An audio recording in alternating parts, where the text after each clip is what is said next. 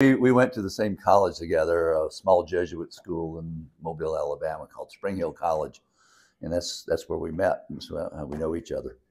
That was in 1971 when we graduated. Yep. And we haven't really communicated all that time until now. When I talked with John, I was catching up with him, and the layers got peeled back, and he's done more and more. You know, he has written the textbook of toxicology.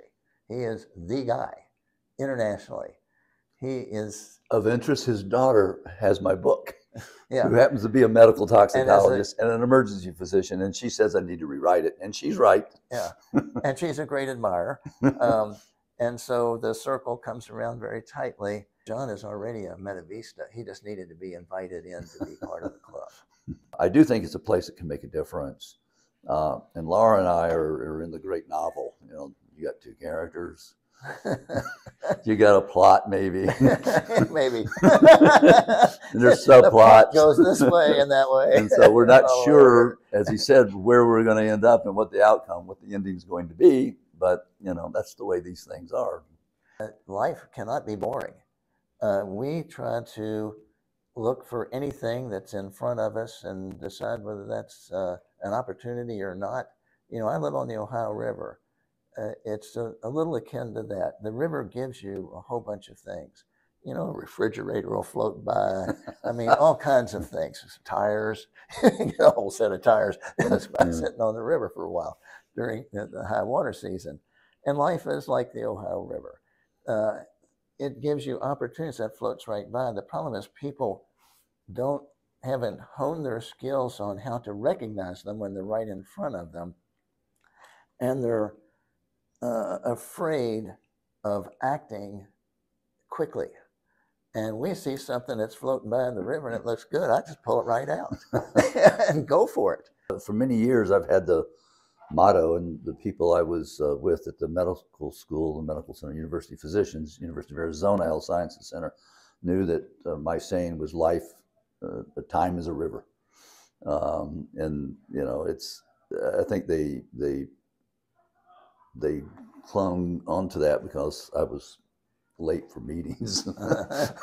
but seriously, time is a river, and then all life can go by, and you can ignore things, or you can get in the ripples. You can enjoy the pressure of the force of the river, and if you don't step in, you're missing things. You have to feel that force, whether you're pushing against it or whether it's propelling you. But it's a good thing to feel emotion.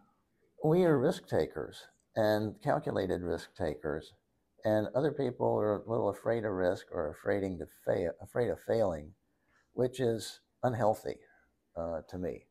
We jump in with both feet, and lots of things aren't going to work out, and that doesn't bother us. We just go on to the next thing and keep rolling. For me, there was some eye-opening and intellectually opening things that happen. There's a diversity here that I think needs to impact people more. Medvallistas are very special people, and they are invited into Medvale. As I said, they're either already a Medvalista or they're not. And they're Medvallistas because of the way they conduct themselves in life. Those people are hard to find because there's not very many of them. Call them a variety of unicorn, whatever you want. There are a lot of accomplished people who aren't Medvallistas and don't qualify to be Medvallistas. And there are a lot of people who might be struggling and have great ideas and haven't quite made it, who are Medvallistas. It starts with the people. It's always the people. One interesting thing that happened yesterday in the group we were leading on transitions in life is people saw us as different than them, right? Yeah. They saw us as different. And one person, I forget who it was, to my left, made the comment, "You guys are zebras." Yeah. And I said, you know, at nighttime when you can't see anything, zebras sound just like a horse. Yeah. So why is it you think we're zebras? I tried to make a little bit of a list of why are we maybe perceived as different. Yeah. And in part, we come from the emergency world.